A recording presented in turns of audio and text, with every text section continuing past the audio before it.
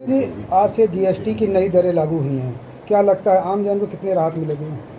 माननीय प्रधानमंत्री को मैं धन्यवाद दूंगा और वित्त मंत्री को भी, जो उनकी सोच रही है कि जन कल्याण, गरीब कल्याण, किसानों का कल्याण, देश का विकास हो। ऐसे में उनके कल्याण के लिए जो गरीब कल्याण से संबंधित दवाई है, खाना है, ये सब पर जीएसटी खत्म कर दिया है और चीज़ों पर भी बहुत कम कर दिया है।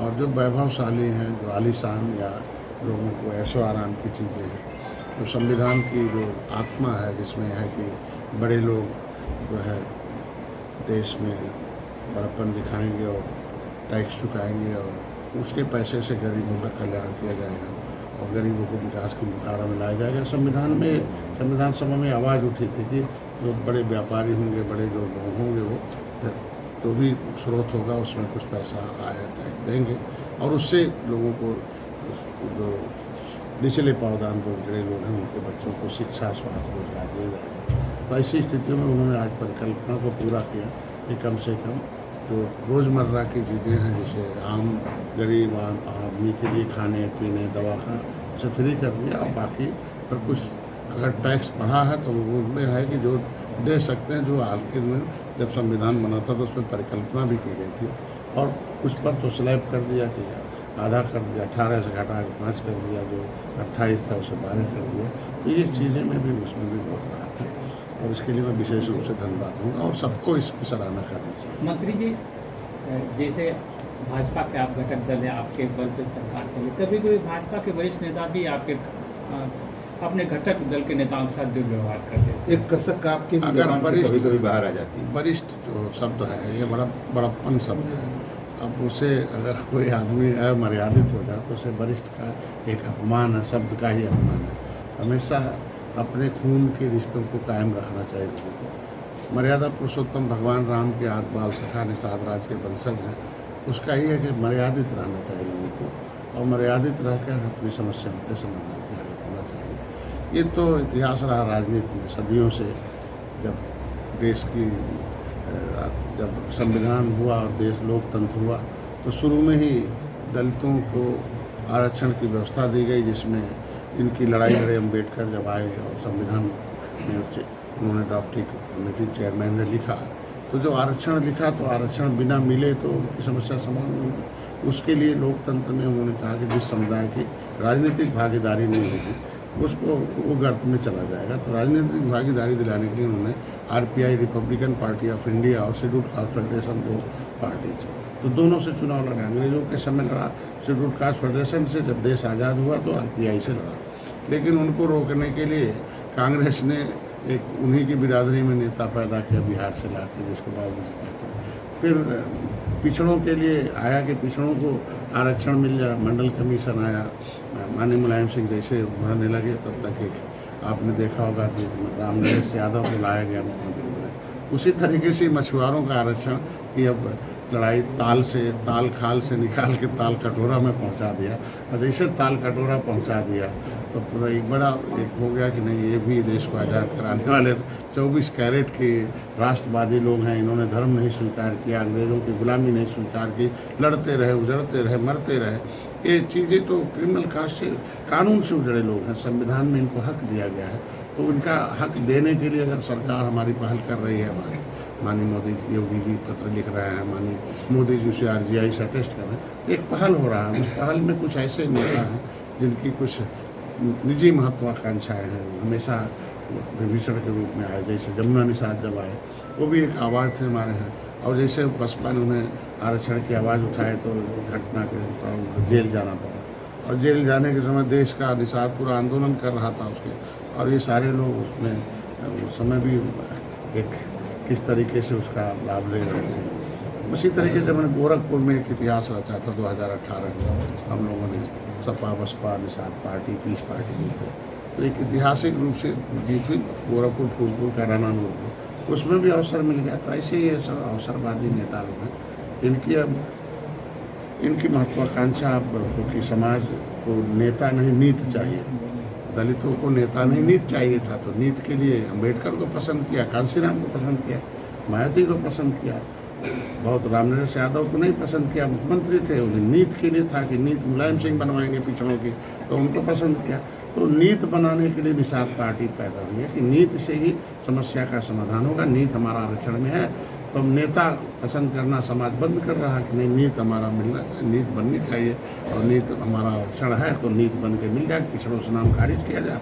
और अनुसूचित में हम लिखे हुए हैं और प्रमाण पत्र जारी किया, लिखना भी नहीं है, हमें परिभाषित करना, हमारा नाम फर्जी डाला गया ओबीसी में, तो ये काम होगा तो वो लगेगा। तो ऐसे नेताओं मंत्री जी इन दिनों जो है छात्रों पर लाठीचार्ज का जो मामला है उसको लेकर राजभर जी ने छात्रों के खिलाफ बोला है। अब छात्र जो है राजभर के खिलाफ ही उनके दरवाजे पर पहुंचकर विरोध प्रदर्शन कर रहे हैं। देखिए, हमारे बड़े भाई हैं राजभर जी, नेता बड़े हैं और सहयोगी भी हैं और अनुभवी नेता भी हैं। और आज के दिन में उनके किसी बयान को लेकर किसी को अगर आपत्ति थी तो उन्हें लोकतांत्रिक ढंग से समाधान के लिए बातचीत होना चाहिए। और लोकतंत्र में विरोध का अधिकार सबको है, लेकिन ये विरोध शालीनता और संयम के साथ होना चाहिए। ऐसा नहीं है कि आज के दिन में भैया हमेशा शिक्षा के लिए वो आवाज़ उठाते रहे कि शिक्षा फ्री होनी चाहिए, एक तरह की शिक्षा होनी चाहिए, संविधान में हक है नौजवानों को। अटल बिहारी वाजपेयी ने कहा था कि कुछ न दिया जाए, 2 चीज़ दे दिया जाए, शिक्षा फ्री कर दिया जाए और चिकित्सा फ्री कर दिया जाए। तो हम और भैया तो बार बार बोलते रहते हैं। अगर मैं युवाओं से भी अपील करूंगा कि वो हिंसा का प्रदर्शन के बजाय संवाद का रास्ता अपनाएं। और राजभर जी सदैव गरीब, वंचित और पिछड़े समाज की आवाज़ उठाते रहे हैं और उनका सम्मान करना हम सबकी जिम्मेदारी है। गलतफहमियों को बातचीत से दूर किया जा सकता है, ऐसा नहीं है। हम लोग हमेशा नौजवानों के साथ रहे हैं, उनके साथ रहे हैं, ऐसा नहीं, उसको दूसरे रूप से नहीं देखा जाना चाहिए। निश्चित रूप से व्यापक वो तो पूरे देश में चल रहा है। इसकी वजह से आपने देखा होगा कि ताल से निकल के निषाद ताल कटोरा पहुंच गए और सारे अधिकार की अपनी आवाज़ उठाए। और उसमें भैया भी गए, RLT भी गई और जो है हमारे जो है आशीष भी गए। और ये मान के चलिए हम लोगों के पास बड़ा एक परमाणु बम जिसे कहते हैं, और परमाणु में कहते हैं ना कि न्यूट्रॉन, प्रोटॉन और इलेक्ट्रॉन होते हैं, तो ये सारे तीनों चारों एक जगह थे। पॉजिट्रॉन भी थे उसमें, RLD एक तरीके से। तो ये सारे एटम बम हम लोगों के पास है। और अब विपक्ष का जो राहुल के विपक्ष का जो फर्जी पीडीए था उसके हम लोगों ने हवा निकाल दिया और चट्टान के तरह हम लोग ये जो पूरे हम लोग मोदी इंडिया एक साथ खड़े रहे। सर, विपक्ष का आरोप है कि बीजेपी जो है छोटे दलों को जो है खत्म करना चाहती है और इस संबंध में आप भी मुख्यमंत्री जी से मिलने पहुंचे हुए थे, पीड़ा थी। नहीं, देखिए, जिस दल की कोई दल वो खत्म होते हैं जिसकी कोई विचारधारा नहीं होती है, वो दल बनाकर अपना दलगत राजनीति करते हैं। यहाँ विचारधाराओं पर राजनीति है। निषाद राज के वंशज हैं, हम अम्बेडकरवादी विचारधारा से है कि जो संविधान में है कि संविधान से देश चलता और संवैधानिक अधिकार दिया गया है कि जो दलदल में वो महल में आ जाए, जो निचले पावदान में ऊपर आ जाए, ऊपर वाले सहायता करेंगे। हमारा आप भी नाराज थे तो ये मुख्यमंत्री से मिले, फिर उसके बाद मैंने बताया कि आज के दिन में कि निश्चित रूप से वो बड़े भाई की भूमिका में अभिभावक है। तो अगर हम लोग विपक्ष की जो चट्टान की तरह भाजपा खड़े हैं और फर्जी पीढ़ी की हवा निकाल दे दिल्ली में, तब कुछ छोटे भैया जो क्या कहते हैं इम्पोर्टेड नेता हैं और वो भाजपा की हवा निकालने लगेंगे, तो ये तो बताना पड़ेगा ना कि यही छोटे भैया कांग्रेस सपा बसपा का डुबाया नहीं है, तो वही यहाँ नहीं है डुबाने के लिए आ गया है। तो उनसे थोड़ा सतर्क रहना पड़ेगा, इतना बताना पड़ेगा। ये और कुछ आजकल बड़ी ट्रेंडिंग हो रही है, मोदी की माँ को गाली दी जा रही है। ये मर्यादा पुरुषोत्तम भगवान राम का निषाद राज कह जाती है, आत्मा परमात्माओं की धरती है। यहाँ है मर्यादित टिप्पणी ठीक नहीं है। और मोदी की माँ से कोई जो राजनीति में नहीं है, जिनसे इसका दूर का रिश्ता नहीं है, और उन्होंने एक लाल पैदा कर दिया जो कमाल कर दिया देश में कि अर्थव्यवस्था जो डूब रहा था उसे तीसरे नंबर पर ला दिया और दुनिया में भारत की पहचान आत्मनिर्भर सशक्त भारत, आत्मनिर्भर भारत बना दिया। और उनकी माँ को गाली दिया जाए तो ये उचित नहीं है। उनको लगता है आज बिहार बंद भी उसी को लेकर। हाँ, निश्चित रूप से अभी तो शुरुआत है। अगर इसी तरीके से टिप्पणी करती रही विपक्ष, उन्हें 67 साल मिला था कि विपक्ष के लोगों को पता नहीं क्या हो गया है, ये ऐसी राजनीति कर रहे हैं। इनको रोजगार की आवाज़ उठानी चाहिए, जनता की आवाज़ उठानी चाहिए, शिक्षा की आवाज़ उठानी चाहिए, गरीबों के हक की आवाज़ उठानी चाहिए। लेकिन मोदी लड़ते लड़ते थक गए, जब तब चले गए आयोग से लड़ने, उनसे लड़ने थक गए। तो पहले तो एक लेवल था, ये सब धोखेबाज लोग हैं, अब एक लेबिल लगा दिया, ये गालीबाज भी लोग हैं, तो धोखेबाज के साथ साथ एक गालीबाज के भी लेबिल लग गए, दो लेबिल लेके घूमेंगे। उसका जवाब जनता देगी, क्योंकि जनता जनार्दन है। रामचरितमानस को लेकर स्वामी प्रसाद मौर्य पिछले दिनों काफ़ी टिप्पणियाँ किए थे और अब मुझे उनको मुकदमा भी दर्ज हो गया। देखिए, हर धर्म में अपने धर्म का प्रचार करने का अधिकार दिया संविधान में, लेकिन संविधान में किसी धर्म पर टिप्पणी करने का अधिकार नहीं दिया है।